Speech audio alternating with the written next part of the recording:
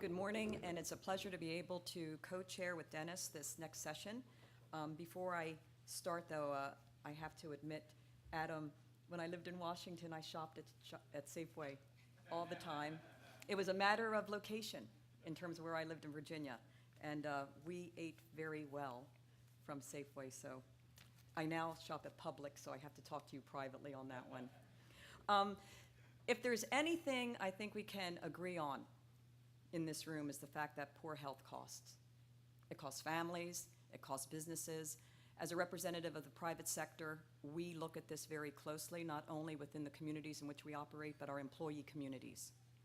And we do know investments in our workforce have what they call, since this is basically an economic discussion, a very positive return on investment.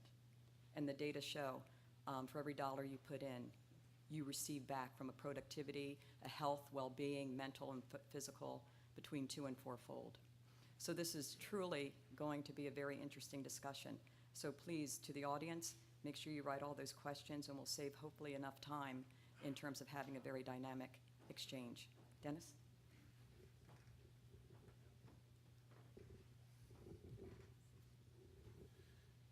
So today's topic is going to be on the economic impacts of obesity. Yesterday, the president, in hearing about the Supreme Court decision, talked about now it was time to turn our attention from the Health Care Act to the economy. And I think it's interesting that we are now looking in the United States. By the way, I am from Toronto in Canada, where we do have universal health care. But now the separation of the economy and health care is, of course, the interesting part of that statement. But the fact is that with universal health insurance, or with the Affordable Care coming into implementation, healthy people will be paying for sick people as well. And the staggering cost of obesity is going to now be paid by everybody. And as we know, just childhood obesity in the United States costs probably in the somewhere around $3 billion, as reported by the National Institute of Health. So hopefully the economic impacts of obesity now being shared across the whole population under the Affordable Care Act will bring more attention to the fact that obesity costs everybody. And so today we're going to be talking about that. And I think that it's important for us to understand that the work that we're doing by being here today, the work that the APOD International Network is doing is by promoting community-based programs around the world, and the work that you all do in your communities not only are impacting the health of both children and adults, but also the economy and the well-being of society as a whole. So today we're going to be talking a little bit about the economic impacts of obesity. And our first speaker is Professor Jaap Seidell from, I'll give you a little bit more of an introduction, Jaap. Jaap is Professor of Nutrition and Health. Come on up, come on up, come on up. No, it's not going to be that long. Jaap is Professor of Nutrition and Health and Director of the Institute for Health Sciences at the School of Health Life Sciences, VU University Medical Center in Amsterdam and the Netherlands, and he leads 70 academic professionals and research players in lifestyle-related research in health inequalities and quality of life research. And he has been associated with the APOD program for a while, and we're very happy to have him here today. Thank you. Yeah. Thank you very much, Mr. and Mrs. Chair. I'm happy to be here and talk about health. I'm not going to talk about money and economics much. That will be done by the second speaker. I'm talking here about what concerns us most. That's the health of children, and to be able to grow up physically, mentally, and socially in an appropriate way, in an optimal way. The connection, however, is made by politics, at least in Europe. Commissioner Dalli yesterday in Brussels announced that one of his most important tasks is not to make the economic crisis turn into a public health crisis. And I think they're finally seeing this connection very well, and that actually this is a challenge also for public health in economic crisis. And that fits very well with the topic that Adam Dronovsky just showed. I'm going to talk about health benefits of 10% reduction in obesity. Why is that? Well, that is because the pioneer towns in north of France, Vleubert-la-Vendée, which were the founding towns of EPOD, if I may say so, and Jean-Michel Boris was involved, and he showed us yesterday some figures about this, was actually a reduction of 10%. That means not from 20 to 18%, but from 20 to 10%, just to make clear what we're talking about. So that's the reason why we're talking about what is the impact on health if you reduce the prevalence of obesity and shift it 10% lower. I was just told that I could press this, but it's not. I did that. Okay. So I'm going to talk about health benefits, but of course we need to be clear about what benefits are we talking about. We will have immediate health benefits on children who are already obese, who will be preventing individually the problem of obesity and health consequences. We'll have the long-term perspective. You know, we always take a life course perspective on obesity and non-communicable diseases like diabetes. And we have very little data on these sort of long-term consequences, empirical data. It's much of modeling, much of supposition of data that we have. And we use, of course, this is the logic model. Most of you have seen this. And we look at community capacity. That's the idea of EPOD and EPOD-like programs. Knowledge, attitudes, beliefs that we just talked about, environments which are important, socioeconomic environments, for instance. Then we are talking about individual behavior, outcomes, and then eventually quality of life and better quality of life, healthy life years, if you like, so quality adjusted life years. And of course, there are no studies that we know of, and I've looked at them very carefully, that have looked at this whole chain of events, so that you start to intervene in communities and you see the health impact, say, 40, 50 years later.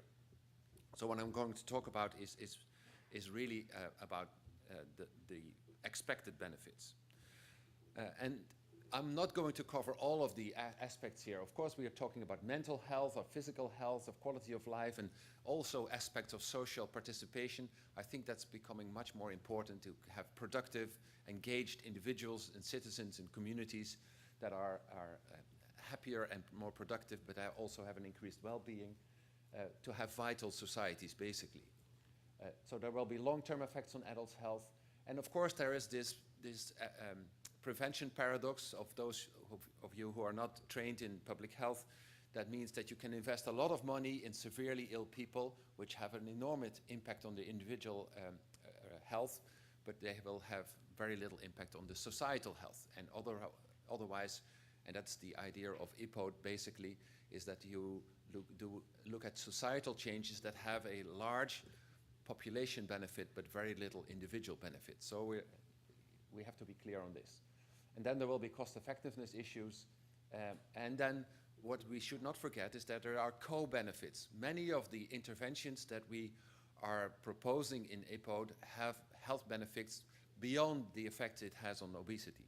So if you have healthy environments, less criminality, more education, better school performances and things like that, these are things that may not reflect effects on BMI, but they will change the environment and will improve health in a broad sense. So we have to really deal with this in and why are we doing this? Basically, this is a figure from the journal Science. It's based on work of WHO, in which most of the common chronic diseases, non-communicable diseases, are shown, and the percentage which is theoretically preventable by improving diet and physical activity. And you can see these percentages are enormously high. They're 70 to 90% or higher. That means that we could postpone or prevent these diseases, which are a major threat also for our economy. And that is shown also in the World Bank data, in which they actually show these 4 diseases which are related to 4 behavioral factors: diet, physical activity, alcohol use, and smoking. That is really going to be one of the greatest challenges for global health. So that's what we're talking about. If we're talking about 10% reduction, we should also be clear that we could do this by, you know, this is the curve, the skewed distribution curve of BMIs in populations that we see generally around the world. What we mean by shifting people is not shifting the whole curve to the left. That has been done. We've looked at some of these studies in which the whole, everybody's exposed to the same behavioral environments and behavioral interventions, and you change the weights in the obese, but you also change the weights in the people who are normal weight or even underweight, and then you will increase the number of people who are underweight. It's one of those unexpected detrimental effects of some of these population interventions and community-based interventions that we should be very careful to look at. So that's not what we try to do. We try to move as many people from here to here. And so changing the nature of the curve. And that is a big challenge, and that's essentially what we like to do. But we need to be clear on the health benefits. Now, just to give you a flavor of what that means, if you reduce the prevalence of obesity by 10%, I'll give you just a simple arithmetic. You know, it's first year's public health students will know how to do this.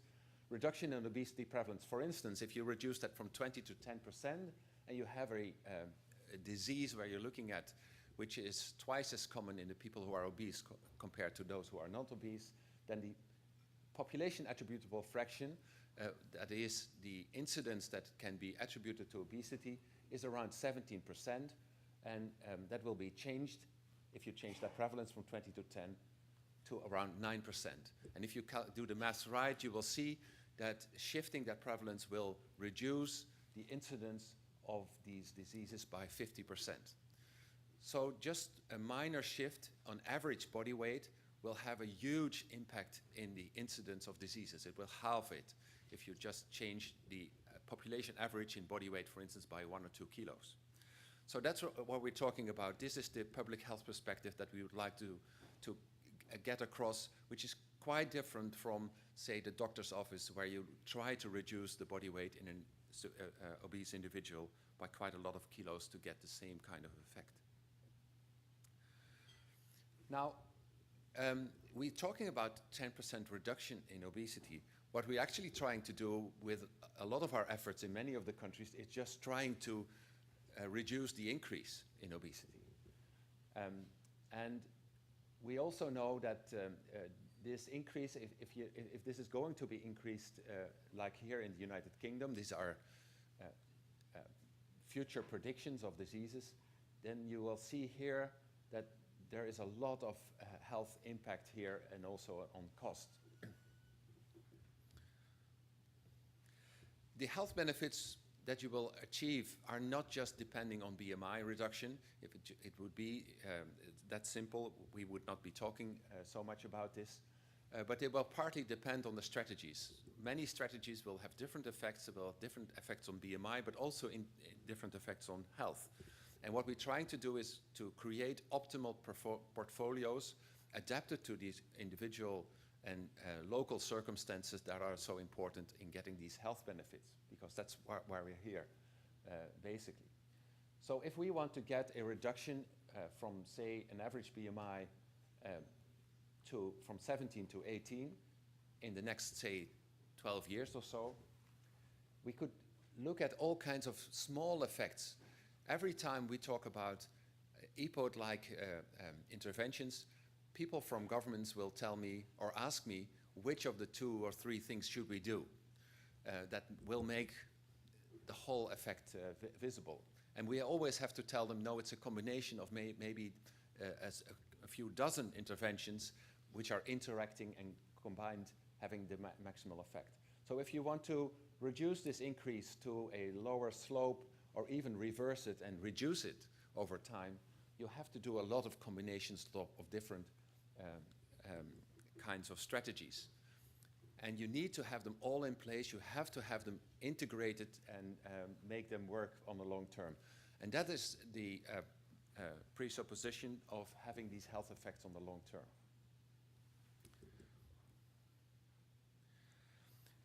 We also have to, of course, and Professor Levy will talk about this after me, we have to convince people that they have to take these measures, but there's always a cost-effectiveness issue.